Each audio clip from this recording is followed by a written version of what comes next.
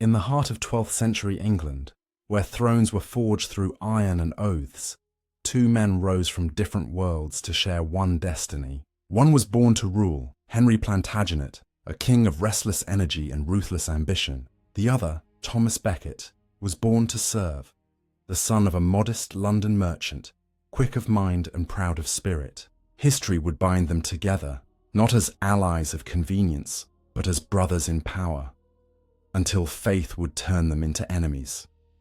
Becket's rise was a tale England had never seen. Trained in law, skilled in diplomacy, and blessed with an eloquence that could disarm both scholar and soldier, he caught the eye of Archbishop Theobald, who sent him into royal service. When Henry II ascended the throne, he found in Becket a man unlike any other, intelligent, audacious, and utterly unafraid. The two men, both in their prime, recognized the same fire in each other. At court, their partnership became legend. Henry appointed Becket as Lord Chancellor, entrusting him with the kingdom's most delicate affairs. Together, they rode through the land, two riders cloaked in laughter and authority. Becket administered justice with precision, balanced the treasury with iron discipline, and led the king's armies into France with the zeal of a commander born to command. He lived magnificently, hosting lavish banquets, wearing silks embroidered with gold, and surrounding himself with scholars and nobles alike. The church frowned at such worldliness, but the king smiled. In Becket, Henry saw not just a servant, but himself, reflected more perfectly than any mirror. Yet beneath this glittering friendship, shadows lengthened. Henry's dream was simple and absolute: one law, one will, one kingdom. But there was an obstacle: the church, its courts, its wealth, its immunity from royal justice. Bishops answered to Rome, not the crown. To Henry, this was treason wrapped in holiness. He would not be a king half obeyed, and in his most trusted companion, he believed he had found the weapon to conquer the altar. When Archbishop Theobald died, Henry saw his chance. He turned to his friend and said the fateful words, "Thomas, you shall be Archbishop of Canterbury." The court fell silent. Becket himself was stunned.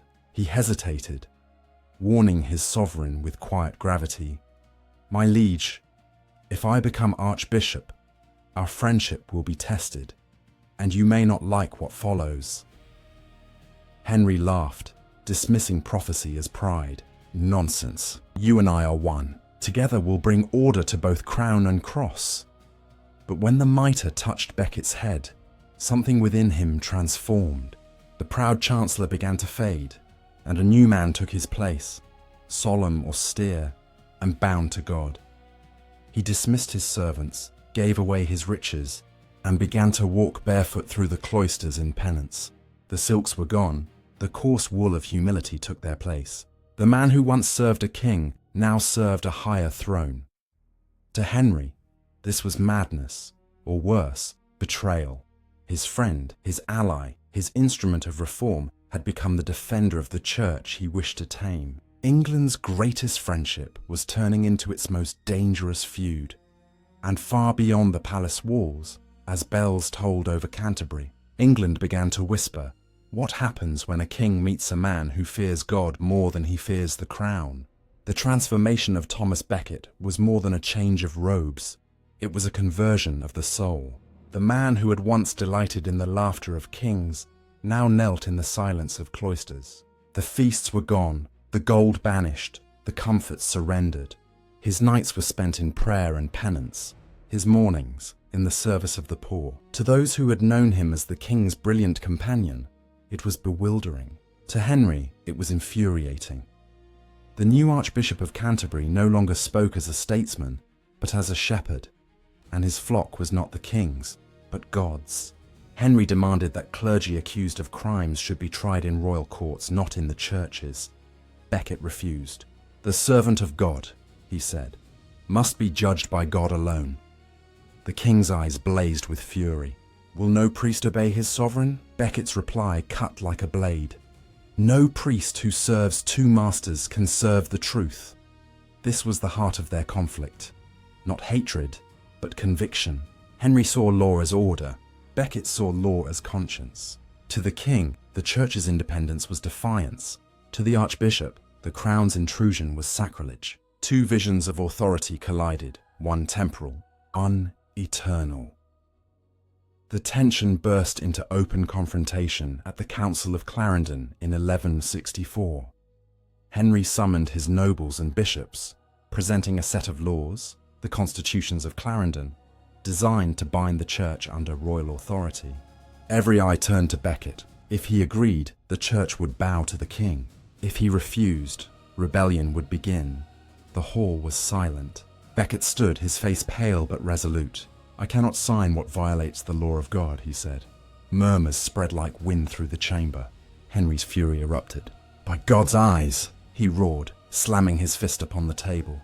"This pride will shatter the peace of England." The air crackled with the violence of words unsaid. That night, Becket knew the cost of his defiance.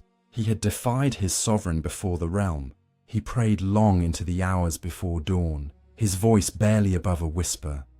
"Lord, give me strength to serve you, though it cost me the love of kings." The cost came swiftly. Henry's wrath turned to vengeance. Becket's lands were seized, his allies harassed, his household broken apart.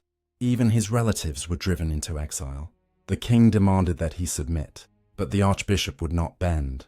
He knew that his life now belonged to something greater than England.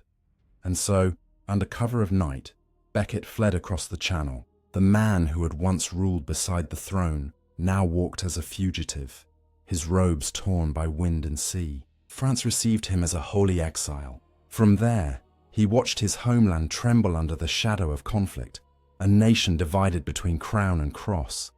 Henry believed his victory was near, but across the Channel, in the cold chapels of France, Becket's resolve only hardened. His prayers turned into defiance. His exile became his weapon. Letters passed between him and Rome, between Rome and England, each word tightening the noose of excommunication. The king had won the land, but lost the church, and England waited.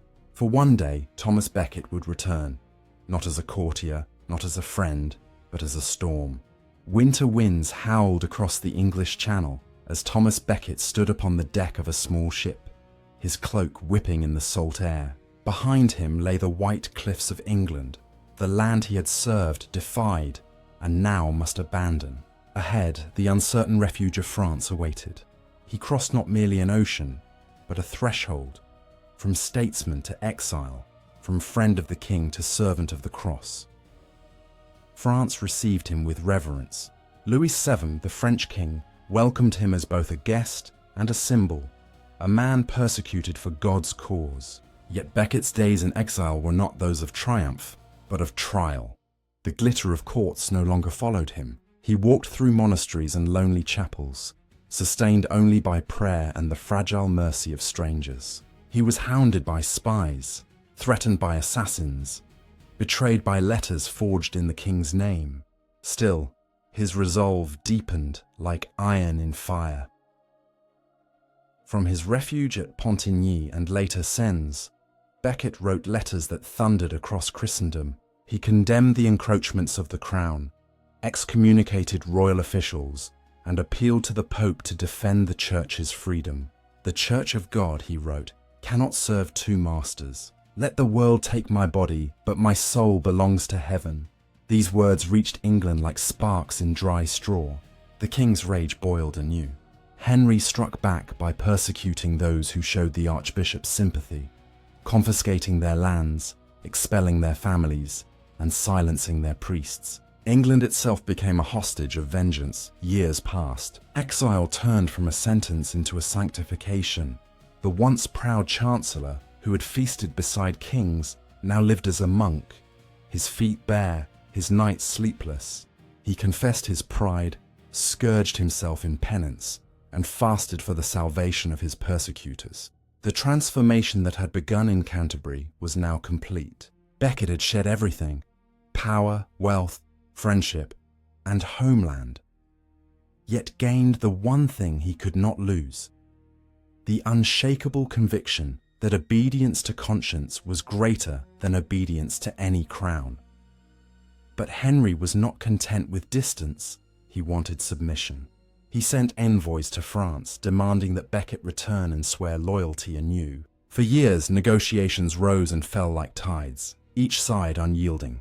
Popes came and went, tempers cooled, then flared again. At last, under pressure from Rome, a fragile truce was reached in 1170. The king, weary of scandal, offered reconciliation. Becket, believing in peace, accepted. Yet peace built on anger is but silence before the storm. In early December, after 6 long years, Thomas Becket set foot on English soil once more.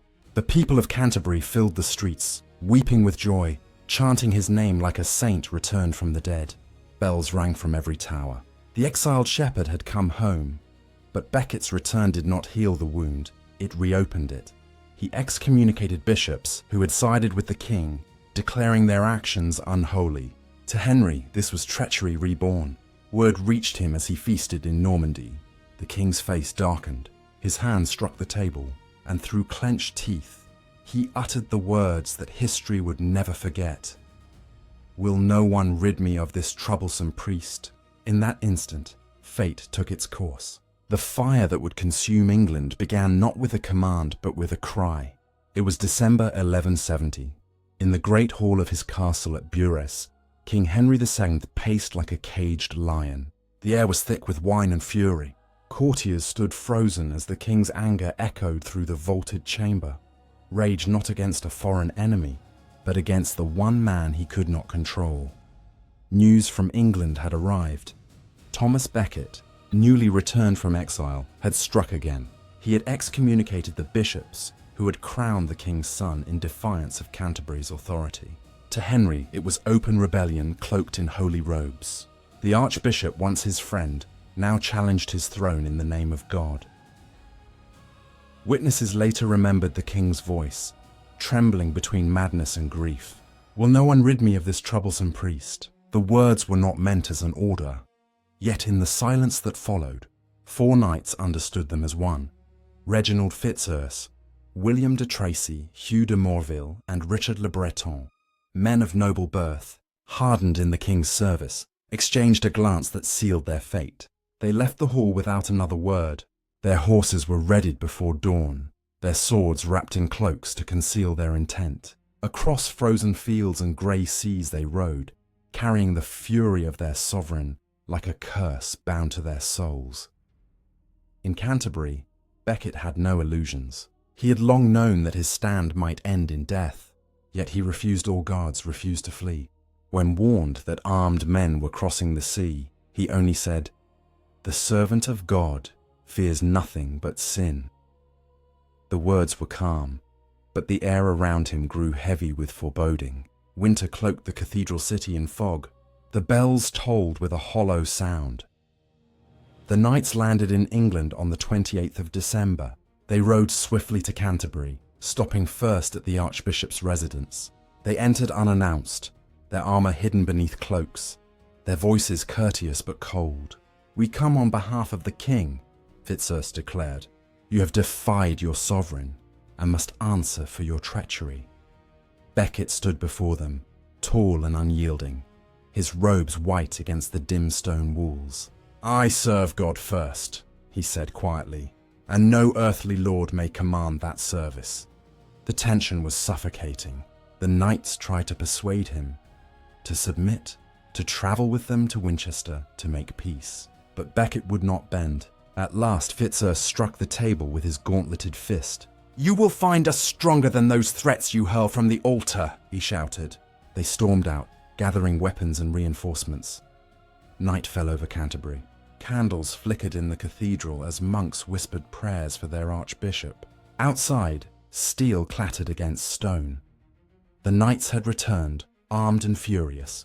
Becket's attendants begged him to flee to the crypt. He refused.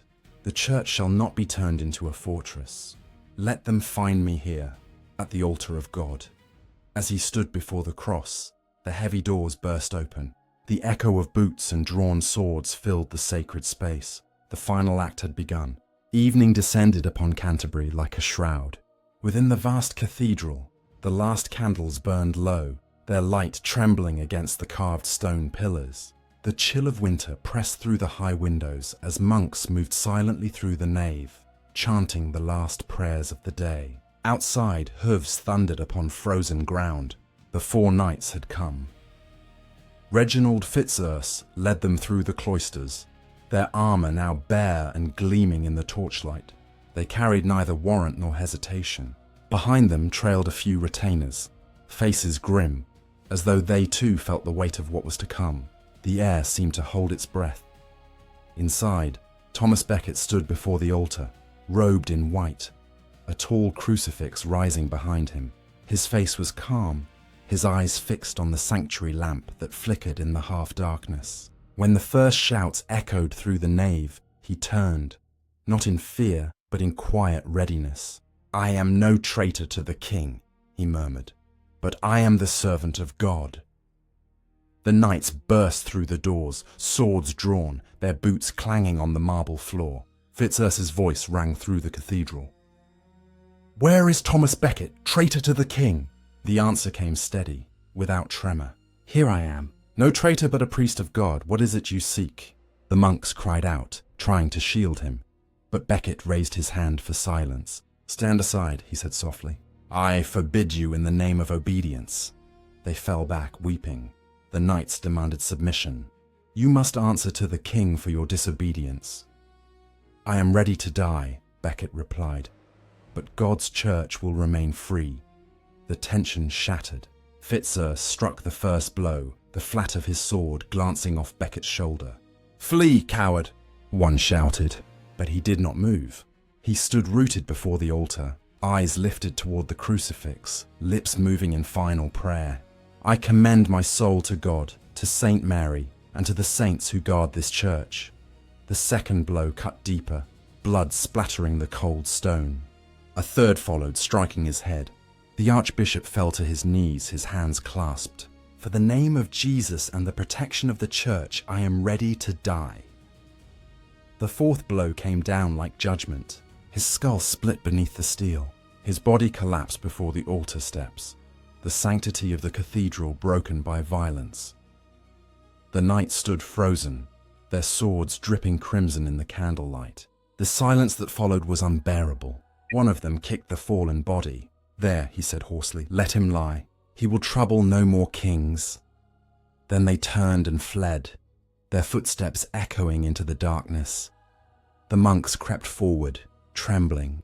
They found Becket's body sprawled beside the altar, his blood mingling with the wax that had fallen from the candles. One whispered through his tears, "He died as he lived, in defiance of power and in obedience to God." Outside, the wind howled through the cloisters. Within, a pool of blood reflected the cross. That night, Canterbury was silent. But before dawn, word began to spread. From monk to pilgrim, from village to court, the Archbishop of Canterbury is dead. And in the stillness that followed, England began to awaken, not to rebellion, but to awe. Morning rose over Canterbury, cold and grey. The cathedral, once a place of solemn prayer, now smelled of iron and death. The body of Thomas Becket lay before the altar, his blood dark against the flagstones. Monks gathered around him, their robes stained as they tried to wash the floor. Yet no matter how they scrubbed, the red would not fade. It clung to the stone, a mark history itself would not erase. Outside, the bells began to toll, not for mass but for mourning. The people came, first in whispers, then in waves. Peasants, merchants, nobles. They knelt beside the altar, weeping, touching the place where he had fallen. A woman pressed her hand to the blood and made the sign of the cross. A blind man dipped his fingers into it and claimed his sight was restored. Within days, tales of miracles spread like fire. The king's priest had been slain, but a saint had been born. Word reached Henry II as he rode through Normandy. The report was brief, written in trembling script. "Your knights have killed the Archbishop of Canterbury." The king froze. For a long moment he said nothing. Then he struck his head with his fists, crying aloud, "What have I done? What madness has driven me to this?" The chamber fell silent, save for the sound of a king breaking under the weight of his own words. In the weeks that followed, England itself seemed haunted. The knights who had spilled Becket's blood fled into hiding. The church thundered with excommunication. Rome mourned its new martyr. Pilgrims began to travel to Canterbury from every corner of Christendom. They came not out of curiosity, but out of awe. They brought their sick, their broken, their desperate, and left claiming healing, light, and peace. Becket's tomb became a fountain of faith. Candles burned day and night. The monks who had once served him in life now served his memory. They spoke of his humility, his defiance, his final prayer, whispered not for vengeance but for forgiveness. "May God forgive them," he had said, moments before the sword fell. Those words echoed through every chapel in England, and every heart that still feared the wrath of kings. Henry's torment deepened. He shut himself away, refusing food or comfort. The guilt was more than sin. It was damnation made flesh. He sent envoys to Rome, begging absolution. The Pope's reply was stern but merciful. The king would be forgiven, but only through public penance. And so, one day in 1174, the most powerful monarch in Christendom came barefoot to Canterbury. His robe was torn, his face unshaven. He walked through the streets where once he had ridden in triumph, now bowed in humiliation. Before the tomb of the man he had loved and destroyed, Henry knelt. Tears cut through the dust upon his cheeks. "Blessed Thomas," he whispered, "pray for me, that I may find the mercy I denied you." Then, before the eyes of the monks, he lay prostrate upon the stones. Each monk stepped forward, striking his back lightly with a rod, the ritual of penance, not to punish but to purify. Henry did not resist. When it was done, he rose slowly, eyes hollow yet strangely at peace. Outside the cathedral, the people watched their king walk barefoot through the rain, and as they did, they began to believe, not in the power of rulers, but in the endurance of conscience. The martyr's blood had done what armies never could. It had tamed a king. Years passed, but the blood on Canterbury's floor never truly dried. It darkened with time, like ink pressed deep into the skin of history. What had begun as murder had become miracle, and what the king had tried to silence had become the loudest voice in Christendom. Pilgrims came in thousands, from Flanders and Normandy, from Rome and Spain, from the furthest corners of England. They walked dusty roads for weeks, driven by devotion or despair, to kneel at the place where Thomas Becket had fallen. The poor came barefoot, the nobles came cloaked in fur, all left humbled, touching the stone where faith had defied a throne. The monks of Canterbury, once quiet custodians of a cathedral, became keepers of a legend. They recorded healings, the blind seeing, the crippled walking, the fevered cured. Even the skeptics whispered that something divine lingered there. The scent of sanctity hung in the air, mingled with candle wax and incense. Pilgrims carried away vials of water mixed with a drop of the martyr's blood, swearing it healed and protected them. Within 2 years of his death, Pope Alexander III declared Thomas Becket a saint. No martyr since the days of the early church had stirred the world so deeply. His canonization was more than an honor. It was a verdict. Rome had spoken. The church was not a servant of kings. It was the conscience of nations. The shrine rose above his tomb, adorned with gold, jewels, and carved angels. Yet even in grandeur it carried sorrow. The monks built it not to glorify his death, but to preserve his defiance. The moment one man chose eternity over obedience. When sunlight filtered through the stained glass, it painted the walls in crimson and gold, as if the light itself remembered his blood. For Henry II, the canonization was both grace and condemnation. His pilgrimage had not erased the memory of that winter night. Everywhere he traveled, he saw Becket's image, in churches, in relics, in the prayers of his people. The martyr had become the measure by which kings were judged. In the years that followed, Henry ruled wisely, but never freely. His penance had restored his soul, yet shackled his pride.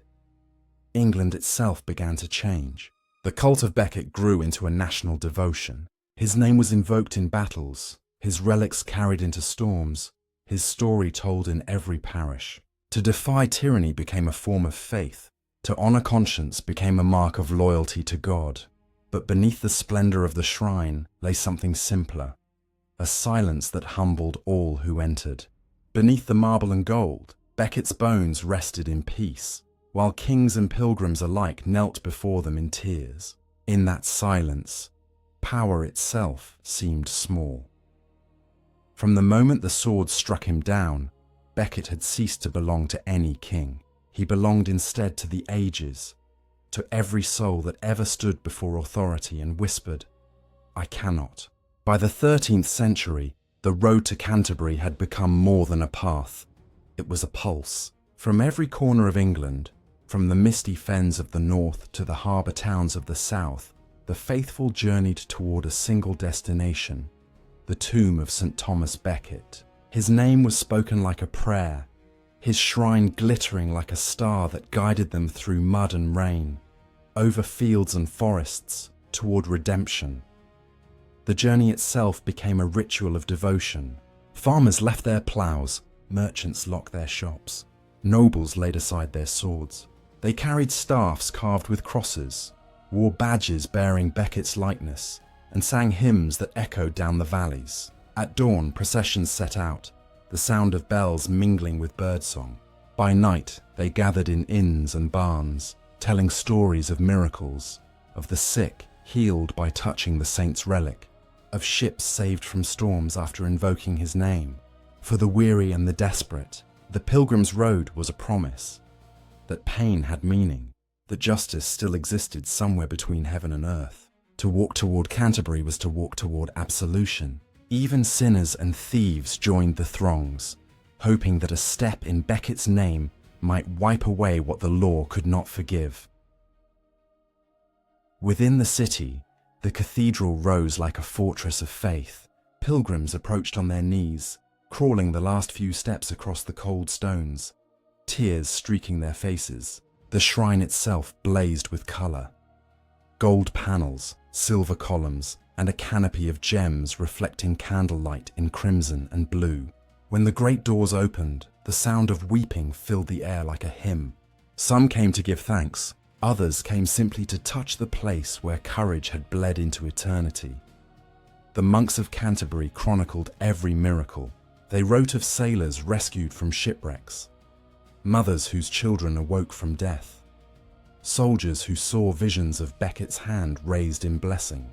And through these stories, the saint became not just a memory, but a protector, England's intercessor before God, the conscience of its people. Poets and chroniclers carried his legend further still. In time, the Canterbury Tales would immortalize the pilgrimage itself, a tapestry of human souls bound by a single destination. Chaucer's travellers, knights, friars, millers, and wives, all journeyed along the same sacred road. Their stories a reflection of a world still haunted by the echo of a martyr's cry. For nearly 4 centuries, Becket's shrine stood as the beating heart of English faith. Kings and beggars alike knelt before it. The sick slept beside it. Even in times of war and plague, the Pilgrim Road never emptied. It became a mirror of the nation's soul, a procession of hope in a world of crowns and crosses. Yet as all things sacred in England, it would not remain untouched forever. Centuries later, another king, Henry VIII, would look upon the same shrine and see not holiness, but defiance. The echo of one Henry's fury would awaken in another, and where once swords had spilled blood, hammers would now strike stone. But that is another chapter. For now, the Pilgrim Road still shines beneath the morning sun, its dust marked by thousands of feet, its air filled with prayer and song. The name of Thomas Becket still lingers upon the lips of travellers, carried by wind and faith alike. For every step they take is a tribute, not to death, but to the triumph of conscience over fear. And in that long walk to Canterbury, England remembers what it means to kneel, not before kings, but before truth. By the 16th century, the England that Thomas Becket had died for was changing. The medieval world of monks and pilgrims was fading into memory.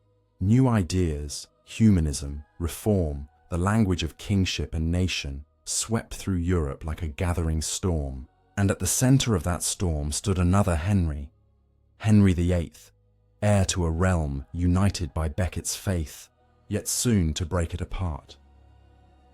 The new Henry was everything a Renaissance monarch should be: brilliant, forceful, and hungry for control. Like his ancestor, he saw himself not only as ruler of men, but as master of the church. Yet where Henry II had raged against a single bishop, Henry VIII raged against an entire institution. Rome had denied him his divorce. The Pope had refused his will, and so he turned his crown into a weapon of faith. England would no longer kneel to the papacy. It would kneel to its king. The Reformation began as a decree, but it spread like fire. Monasteries were stripped, relics shattered, altars dismantled. Pilgrimages were outlawed as superstition. Yet amid all this, one symbol burned too brightly to ignore: the shrine of Saint Thomas Becket, standing in Canterbury Cathedral, glittering with centuries of devotion. To Henry VIII, it was more than stone and gold. It was defiance made visible. Becket had died resisting royal power. His shrine had become the heart of that resistance. To leave it standing was to admit that the conscience of the church might still rise against the crown, and that the king could not allow. In the summer of 1538, royal commissioners arrived at Canterbury. Their orders were absolute. The shrine of Becket shall be destroyed, his name erased, his relics scattered. The monks wept as the soldiers advanced through the nave. Hammers rose and fell, echoing through the vaulted ceiling like thunder. Gold was stripped, jewels pried loose, the marble shattered. The bones of the saint were dragged from their resting place, and, as the chronicles say, burned to ash. The dust that once belonged to a martyr was cast to the wind. It was not only an act of destruction, it was a declaration that no conscience, however holy, could stand against the will of a king. For days afterward, Canterbury stood silent. Pilgrims no longer came. The great road, once alive with hymns and footsteps, fell quiet beneath the weight of disillusion. Yet silence has its own kind of power, for though the shrine was gone, memory could not be torn from stone so easily.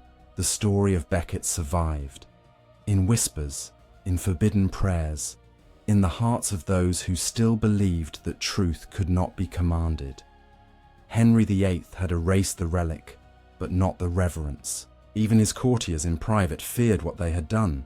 When lightning struck the Tower of Canterbury years later, some said it was heaven's reply, the echo of a cry that would not die. And so the centuries turned. The church that Becket defended changed, fractured, reformed, but his defiance remained a mirror held to power. The kings of England rose and fell, but his name endured in secret, carved into forgotten stones, written in old psalters, whispered in the prayers of those who still remembered the price of conscience. For though his bones had been burned, Thomas Becket was never truly destroyed. The martyr had outlived the monarch, and the fire that consumed his shrine became the light that refused to go out. 8 centuries have passed since the sword fell in Canterbury, yet the shadow of that moment still lingers, quiet, enduring, eternal. The world that Thomas Becket knew has vanished. Kings have risen and fallen, cathedrals have been rebuilt, faith has fractured and reformed. But his story remains, carved not only into stone, but into the conscience of humanity. A reminder that truth, once spoken, can outlast the men who try to silence it. Today, the pilgrims who walk through Canterbury Cathedral no longer kneel before a jeweled shrine. The gold is gone, the relics scattered to the wind by royal decree. Yet in that vast and echoing space, a single slab of stone marks the place where Becket fell. The light from the stained glass trembles upon it like living fire, red and gold, the colours of blood and sanctity. It is not opulence that moves the visitor now, but absence. The silence that remains after faith has faced the sword and still endured. Historians may speak of politics, of law and papal power, of medieval struggles between throne and altar. But Becket's defiance transcends the century that birthed it. His battle was not for title or privilege, but for the principle that no king, however mighty, can command the conscience of a man. In that defiance lies the seed of every later liberty, the right to stand, to speak, to resist. The blood that darkened the stones of Canterbury became more than martyrdom. It became a covenant between faith and freedom. Even Henry II, the king who once cried for deliverance from this troublesome priest, could not escape that truth. His descendants would inherit not only his throne, but the lesson carved from his guilt, that power, unchecked by conscience, becomes its own ruin. In the centuries that followed, monarchs and ministers alike would face the same question that haunted him. What is the cost of obedience when justice is at stake? Across time, Becket's name has crossed borders and beliefs. He is remembered not merely as a Catholic saint, but as a symbol of integrity in a world of compromise. His life reminds us that courage is rarely convenient, and that conviction, when tested, is what defines a soul. In every age where the powerful seek to bend the truth, his story rises again like a warning bell. The pilgrims still come. They walk through the ancient nave, their footsteps echoing softly, their voices hushed. Some come for faith, some for history, some for reasons they cannot name, but all leave with the same quiet awareness that the stones beneath their feet once witnessed the moment when one man's conscience changed a kingdom. If you stand there long enough, in the cold glow of the cathedral light, you can almost hear it. The faint whisper of a prayer, the ring of steel, the echo of defiance turned into grace. And in that silence, the centuries collapse.